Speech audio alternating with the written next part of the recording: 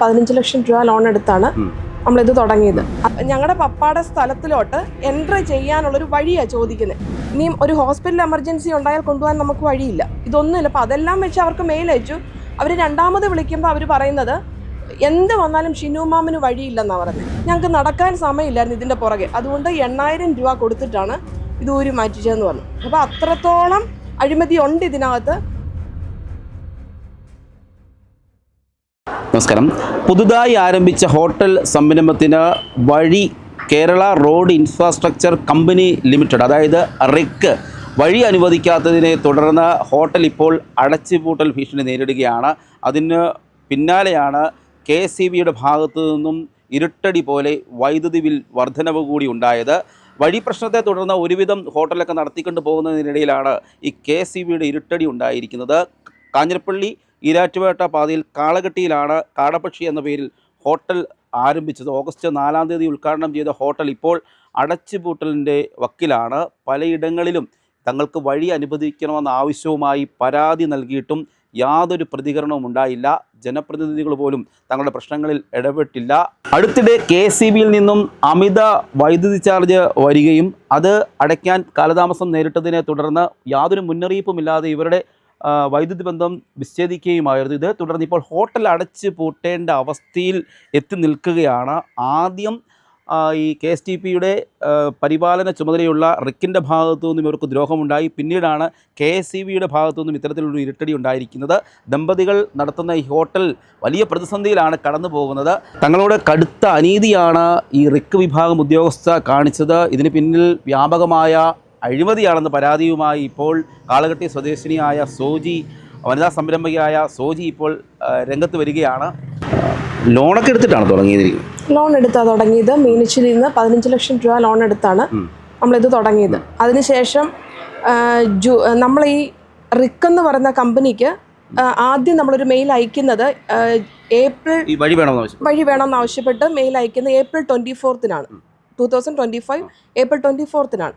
അപ്പോൾ നമ്മൾ April 1-ന് ഇതിൻ്റെ പണി സ്റ്റാർട്ട് ചെയ്തു. April 24-ന് മെയിൽ അയക്കുന്നു. മെയിൽ എനക്കൊന്നുമില്ല.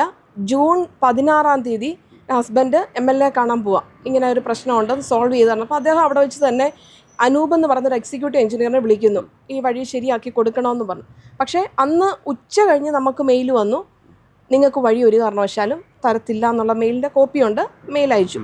June 16-ന് 2 മാസത്തിന് ശേഷമാണ് അവർ ആ മെയിൽ പരിഗണിക്കുന്നത്. അതിനുശേഷം അദ്ദേഹം ഒത്തിരി കോൺടാക്റ്റ് ചെയ്തു, ഇതിൻ്റെ ഓഫീസേഴ്സിനെയൊക്കെ വിളിക്കുന്നുണ്ട്, ഞങ്ങൾ വിളിക്കുന്നുണ്ട്. അപ്പം ഇതിൻ്റെ ടോപ്പിലിരിക്കുന്ന ലിസി എന്നാണ് മെയിലിൽ പേര് കിടക്കുന്ന ഒരു ലേഡിയെ ഞങ്ങൾ വിളിച്ചു. അവർ ഒരു മര്യാദയില്ലാത്ത, ഞാൻ ആ സ്ത്രീ എന്നുള്ള വാക്കിനോട് എനിക്ക് ബഹുമാനമുണ്ട്, അതുകൊണ്ട് എനിക്ക് അവരെ ആ വാക്ക് പോലും വിളിക്കാൻ എനിക്ക് പറ്റത്തില്ല. പക്ഷേ ഞാനീ പറയുന്നത് തെറ്റോ ശരിയോ എന്ന് എനിക്കറിയാം. എന്നിരുന്നാലും ആ ജീവനുള്ള വസ്തു ഒരു രീതിയിലും നമ്മളോടൊരു കോംപ്രമൈസ് ചെയ്യാനോ, കോംപ്രമൈസ് മീൻസ് നമ്മൾ അർഹിക്കുന്ന സാധനം മാത്രമാണ് ചോദിച്ചത്. ഞങ്ങളുടെ പപ്പാടെ സ്ഥലത്തിലോട്ട് എൻട്രി ചെയ്യാനുള്ളൊരു വഴിയാണ് ചോദിക്കുന്നത്. ഇതിൻ്റെ അപ്പുറത്തെ സ്ഥലം ഞങ്ങളുടെ ചേട്ടൻ്റെ, ഇപ്പുറത്തെ സ്ഥലം വേറൊരു ചേട്ടൻ്റെ. അപ്പോൾ ഇതിനകത്തോട്ട് നമുക്ക് മെഷീനറീസോ എന്തെങ്കിലും കൊണ്ടുവരണമെങ്കിൽ ഒരു മാർഗ്ഗവും ഇല്ല. അപ്പം ഇതിൻ്റെ മുകളിൽ കൂടെ ഈ മെഷീനറീസ് എല്ലാം എക്സ്ട്രാ നമ്മൾ ആൾക്കാരെ വിളിച്ച് ചുമന്ന് വെച്ചത് അവിടെ. അതിനേറെക്കുറെ 10-25,000 രൂപയോളം എല്ലാം കൂടെ ചുമന്ന് വെച്ചപ്പോഴത്തേക്ക്. അപ്പം അങ്ങനെ ഒരാളിനെ കയറ്റാൻ പോലും ഇതിനകത്ത് മാർഗ്ഗമില്ല. ഇനിയും ഒരു ഹോസ്പിറ്റൽ എമർജൻസി ഉണ്ടായാൽ കൊണ്ടുപോകാൻ നമുക്ക് വഴിയില്ല, ഇതൊന്നുമില്ല. അപ്പോൾ അതെല്ലാം വെച്ച് അവർക്ക് മെയിൽ അയച്ചു.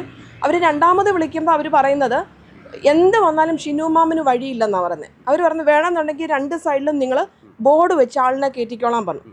നമുക്ക് അതിനൂടെ സ്റ്റാഫിനെ നിർത്താനായിട്ട് പറ്റത്തില്ല. ഇനി അവർ പെൻഷനാകുന്ന സമയത്ത് ഫ്രീ ആണെങ്കിൽ ഒന്ന് നിൽക്കുക, അത്രേ നമുക്ക് പറയാൻ പറ്റുള്ളൂ. അതുപോലെ അങ്ങനെ നമ്മളോടൊരു ക്രൂരത എന്ന് തന്നെ പറയാം. അത് കഴിഞ്ഞിട്ട് ഹസ്ബൻഡ് ഇല്ലാത്ത സമയത്ത് മിഷണറീസ് ഇവിടെ വരുന്നത്. അപ്പോൾ എന്നോട് പറഞ്ഞു, നീ അനൂപ് എന്ന് പറഞ്ഞ ആളിനെ വിളിച്ച് നോക്ക്, ലേഡീസ് വിളിക്കുമ്പോൾ എന്തെങ്കിലും പ്രിഫറൻസ് ഉണ്ടോ എന്ന് നോക്ക്. ഞാൻ വിളിച്ചു, അദ്ദേഹത്തെ വിളിച്ചിട്ടുണ്ടാ വെച്ചു. ആദ്യം വന്ന് കണ്ടിരുന്നെങ്കിൽ പ്രശ്നം ഉണ്ടാകത്തില്ലായിരുന്നല്ലോ. അപ്പോൾ ഈ വളവ് ആദ്യം കണ്ടാൽ നൂരത്തില്ലല്ലോ. അത് എന്തുകൊണ്ട് ഉദ്ദേശിച്ചു എന്നുള്ളത് നമുക്കും അറിയാം, അല്ലെങ്കിൽ ഈ സ്ത്രീ എന്തുകൊണ്ട് ഇത് നിഷേധിക്കുന്നു എന്നുള്ളത് നമുക്കറിയാം. ഇത് തുടങ്ങിക്കഴിഞ്ഞ് ഇവിടെ കഴിക്കാൻ വന്ന ഒത്തിരി ആൾക്കാർ ഹസ്ബൻഡിനോട് പറഞ്ഞു ഇത് അഴിമതി നിറഞ്ഞ ഒരു ഡിപ്പാർട്ട്മെൻ്റ് പറഞ്ഞു. ഞാൻ വ്യക്തിപരമായിട്ട് കണ്ടതോ കേട്ടതോ അല്ല. അവർ പറഞ്ഞു, ഒരു മനുഷ്യൻ ഈരാറ്റുപേട്ടയിൽ ഇവിടെ കഴിക്കാൻ വന്നവർ പറഞ്ഞു ഞങ്ങൾക്ക് നടക്കാൻ സമയമില്ലായിരുന്നു ഇതിൻ്റെ പുറകെ, അതുകൊണ്ട് 8000 രൂപ കൊടുത്തിട്ടാണ് ഇത് ഊരി മാറ്റിച്ചതെന്ന് പറഞ്ഞു. അപ്പോൾ അത്രത്തോളം അഴിമതി ഉണ്ട് ഇതിനകത്ത്. ഞാനിത് പറയുന്നത് ഇത് അടഞ്ഞു പോകുവായിട്ടോ ഒന്നും അല്ല, ഇത് തുറക്കും, ഇത് നടത്തും. എനിക്കൊരു ഉറപ്പുള്ളത്, നമ്മൾ ഗവൺമെൻറ്റോ നമുക്ക് വേണ്ട റെക്കമെൻഡേഷൻസോ എല്ലാം ഉപേക്ഷിക്കുമ്പം അവിടെ ഞങ്ങൾക്ക് വേണ്ടി വെളിപ്പെടുന്ന ഒരു ശക്തിയിൽ ഞാൻ വിശ്വസിക്കുന്നുണ്ട്. അതുകൊണ്ട് തന്നെ എനിക്കറിയാം ഇത് തുടങ്ങും, ഇത് നന്നായിട്ട് മുമ്പോട്ട് പോകും. പക്ഷേ ഇതുപോലെ വേദനിക്കുന്ന ഒത്തിരി പേരുണ്ട്. അത് കഴിഞ്ഞ് പിന്നെ ഇവർക്ക് മെയിൽ നമ്മൾ അയച്ചുകൊണ്ടിരിക്കുന്നു, MLA വിളിക്കുന്നുണ്ട്, അവിടെ എല്ലാം ഇവർ നോ പറയുന്നു. പിന്നെ നമ്മൾ August 4 അപ്പോൾ MLA പറഞ്ഞു നമുക്ക് വഴി കിട്ടിയിട്ട് ഇത് ഓപ്പൺ ചെയ്യാം. പക്ഷേ June 1 മുതൽ നമ്മുടെ സ്റ്റാഫ് ഇവിടെ റെഡിയാണ്. 15 ഓപ്പൺ ചെയ്യിപ്പിക്കാമെന്ന് അനൂപ് വാക്ക് തന്നായിരുന്നു. അപ്പോൾ അതുകൊണ്ട് സ്റ്റാഫ് റെഡിയാണ്. പക്ഷേ പിന്നെ അനൂപ് വിളിച്ചപ്പോൾ പറയുന്നത് നടക്കത്തില്ല, കാരണം കിട്ടേണ്ടത് അവിടെ കിട്ടാഞ്ഞത് കൊണ്ട് അവരത് നിഷേധിച്ചു. 2 മാസം ഈ സ്റ്റാഫിന് ശമ്പളം കൊടുക്കണം. 2 അല്ല, June, July, August പിന്നെ നമ്മൾ തുടങ്ങി കഴിഞ്ഞിട്ട് 2 മാസം ഫുള്ള്. അത് 5 സ്റ്റാഫിന് ഏറെക്കുറെ 1.5 ലക്ഷം രൂപ അടുത്ത് നമ്മൾ ഓരോ മാസം കൊടുത്തുകൊണ്ടിരുന്നു. അപ്പോൾ അവസാനം MLA പറഞ്ഞു നമുക്ക് ഇച്ചിരി കൂടെ നോക്കാമെന്ന് പറഞ്ഞിട്ട് ഞങ്ങൾ പറഞ്ഞു നമ്മളെ കൊണ്ട് പറ്റത്തില്ല, സ്റ്റാഫ് ഇവിടെ ഉണ്ട്. ഉടനെ അദ്ദേഹം പറഞ്ഞു എന്നാൽ August 4 ഞാൻ അവൈലബിൾ ആണ്, നമുക്ക് ഓപ്പൺ ചെയ്യാമെന്ന് പറഞ്ഞാണ് ഇത് ഓപ്പൺ ചെയ്യുന്നത്. എന്നിട്ട് അന്നേരം മെയിൽ നമുക്ക് വരുന്നില്ല. ഈ August 2 അദ്ദേഹത്തെ കാണാൻ ഞങ്ങൾ പോകുന്നത്, MLA കാണാൻ പോകുന്നത്. അന്ന് നമ്മൾ ഇങ്കൽ എന്നുള്ളൊരു ഓഫീസിൽ വിളിക്കുന്നുണ്ട്. ഞാൻ ഇതെല്ലാം പറയുമ്പം ഇങ്കൽ എന്നുള്ളൊരു ഓഫീസുണ്ട്, അവിടെ അനൂപ് എന്ന് പറഞ്ഞൊരു ചെറുപ്പക്കാരനുണ്ട്, അതും വേറൊരു അനൂപാണ്.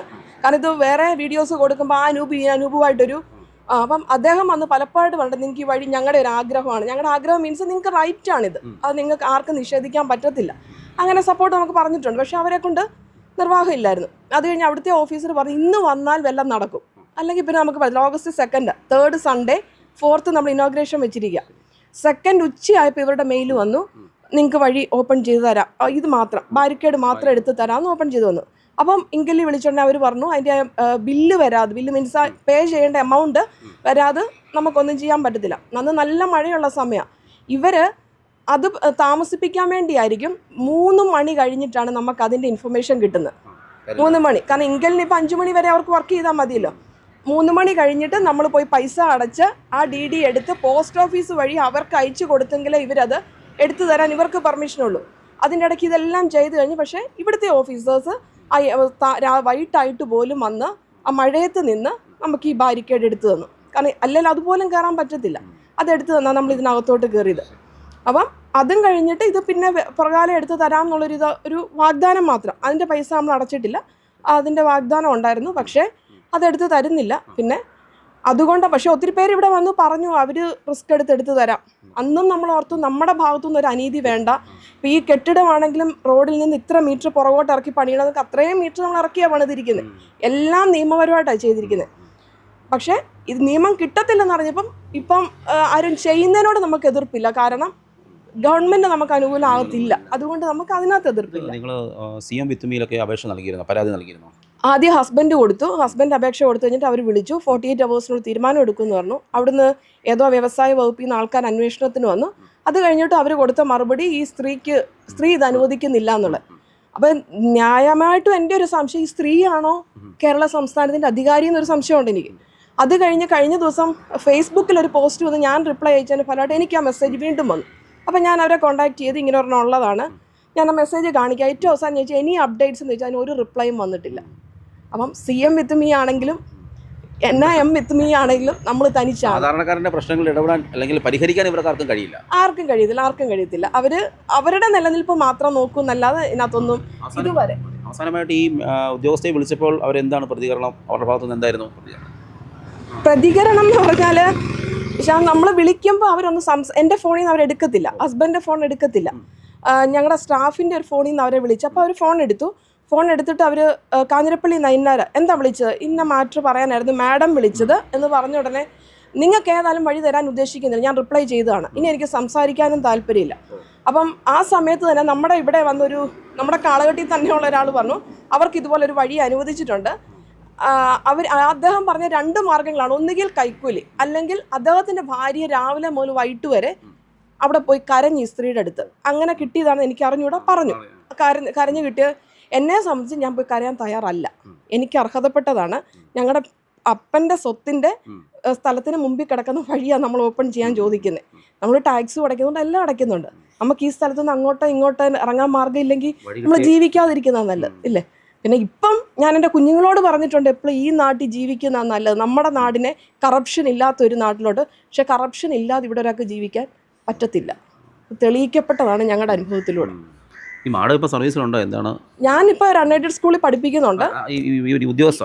ഓക്കെ, ഈ ഉദ്യോഗസ്ഥ സർവീസിലുണ്ട്. പക്ഷെ കഴിഞ്ഞ ദിവസം തിരക്കിയപ്പോഴെന്ന് പറഞ്ഞാൽ ഇങ്ങനെ ഒരാൾ കണ്ടപ്പോൾ പറഞ്ഞ് ലീവാണെന്ന് പറഞ്ഞു.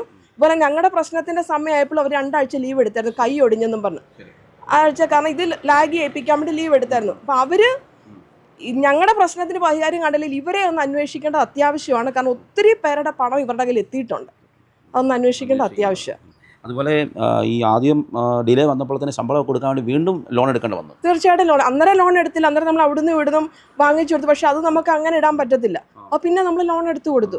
കാരണം അതുകൂടെ വീട്ടാൻ മാത്രമുള്ള ഇതായിട്ടില്ല. കാരണം ഈ വഴിയില്ലാതെ പല വണ്ടികളും ഇവിടെ വന്ന് സ്ലോ ചെയ്തിട്ട് പോകുന്ന കാണുമ്പോൾ നമുക്കൊരു വേദനയുണ്ട്. നമ്മളൊരു പ്രസ്ഥാനം തുടങ്ങി അതങ്ങനെയാണ് വലുതായിട്ട് ബാധിച്ചിട്ടുണ്ട്, നന്നായിട്ട് ബാധിച്ചിട്ടുണ്ട്. ഞാൻ പറഞ്ഞത് അന്ന് മുതൽ കയറിക്കൊണ്ടിരിക്കുന്നവർ ഇപ്പോഴും കയറുന്നുണ്ട്, വിളിക്കുന്നുണ്ട്. അവർ ഇപ്പം അടച്ചിട്ടിരിക്കുന്നത് എന്താ ഞങ്ങൾ ഇതൊക്കെ ചോദിക്കുന്നുണ്ട്. കസ്റ്റമറിന്റെ സപ്പോർട്ട് നന്നായിട്ടുണ്ട്. കസ്റ്റമറിന് സപ്പോർട്ട് ഉണ്ട്, ഉണ്ട്. നമുക്കിവിടെ വന്നുകൊണ്ടിരുന്നവരുടെ ഉണ്ട്. ഞങ്ങളൊരു ദിവസം ഇവിടെ വന്നപ്പോൾ ഇവിടെ എല്ലാം നല്ല പലഹാരങ്ങളൊക്കെ റെഡിയായി നിൽക്കുകയായിരുന്നു, ആളുകളൊക്കെ ഉണ്ടായിരുന്നു അല്ലേ? ഇപ്പം നിലവിൽ കാര്യമായിട്ട് കിടക്കുന്നു. ഇപ്പം ഇത് അടവായിട്ട് ഇപ്പോൾ 10 ദിവസം. അതിൻ്റെ ഇടയ്ക്കാണ് KSEBയുടെ ഇത് അത് KSEBയുടെ ആദ്യം നമുക്ക് പറഞ്ഞായിരുന്നല്ലോ 2500 താഴെ ബില്ല് വന്നു.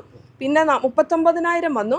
അപ്പോൾ അത് പോയി ചോദിച്ചപ്പോൾ ഈ അസിസ്റ്റൻറ്റ് എക്സിക്യൂട്ടീവ് എഞ്ചിനീയർ പറഞ്ഞു EMI ആയിട്ട് അടയ്ക്കാൻ പറഞ്ഞു. അങ്ങനെയാണ് ഫസ്റ്റ് EMI അടച്ചത്, മീറ്റർ ടെസ്റ്റ് ചെയ്യാൻ വിടാൻ വേണ്ടി. അപ്പം ഒരു മീറ്റർ ടെസ്റ്റ് ചെയ്യാൻ വിട്ടപ്പം വെച്ച സ്പെയർ മീറ്ററിൽ കറക്റ്റ് റീഡിങ് കാണിക്കുന്നു.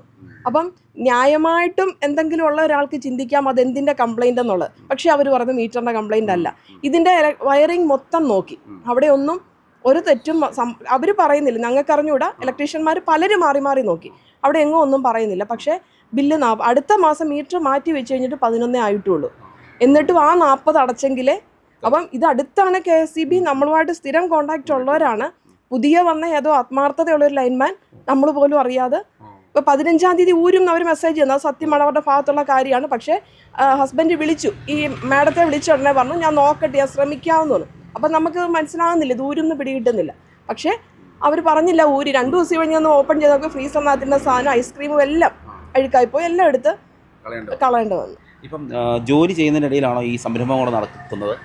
ഞാൻ വർക്ക് ചെയ്യുന്നുണ്ട്, ഹസ്ബൻഡാണ് ഇവിടെ. ഹസ്ബൻഡ് ഹോട്ടൽ മാനേജ്മെൻറ്റ് കഴിഞ്ഞതാണ്. പിന്നെ അത് കഴിഞ്ഞിട്ട് വൈകിട്ടാണെങ്കിലും ഞങ്ങൾ 4 പേരും കുഞ്ഞുങ്ങൾ ഉൾപ്പെടെ ഞങ്ങൾ ഇവിടെ വന്ന് അതെ അങ്ങനെ ഒരു ചിന്ത ഞങ്ങളുടെ ഹോംമെയ്ഡാണ് കൊടുക്കുന്നതെല്ലാം. നമ്മൾക്ക് അങ്ങനെ സ്വപ്നമുള്ള ഈ ഒരു ഇത് നമ്മളെ പെട്ടെന്നുണ്ടായൊരു ഇതല്ല, വർഷങ്ങളായിട്ട് ഞങ്ങളുടെ ഒരു ഡ്രീമായിരുന്നു. അതൊന്ന് സാക്ഷാത്കരിക്കാൻ വേണ്ടിയാണ് തുടങ്ങിയത്. പക്ഷേ ഒരു രീതിയിലും നമുക്കൊരു സപ്പോർട്ട് അങ്ങനെ കിട്ടുന്നില്ല. എന്നാലും ഇത് പോകും. അതുപോലെ തന്നെ മക്കളുടെ വിദ്യാഭ്യാസം അതൊക്കെ ബുദ്ധിമുട്ടാകുമോ? തീർച്ചയായിട്ടും. പിന്നെ ഞാൻ മുമ്പേ പറഞ്ഞ പോലെ അങ്ങനെ ബുദ്ധിമുട്ടാകുമെന്ന് പറയുമ്പോഴും ആരുമില്ലാത്തവരോട് ഇടപെടുന്ന ദൈവം എന്ന് പറഞ്ഞ എൻ്റെ കുഞ്ഞ് ഗവൺമെൻറ് കോളേജിലാണ് എഞ്ചിനീയറിങ്ങിന് പഠിക്കുന്നത്. അപ്പോൾ അത് നമ്മുടെ കഴിവ് കൊണ്ട് കിട്ടുന്നില്ല, ദൈവം തന്നതാണ്. അതുകൊണ്ട് എനിക്കറിയാം ഇതിനൊരു മറുവശം ഉണ്ടെന്നുള്ളത് എനിക്കറിയാം. ആ ഒരു പ്രതീക്ഷയിലാണ് ഇപ്പോഴും അല്ലേ മുന്നോട്ട്? തീർച്ചയായിട്ടും പ്രതീക്ഷയേക്കാൾ ഉപരി പ്രത്യാശയുണ്ട്, അത് നടക്കുക തന്നെ ചെയ്യും.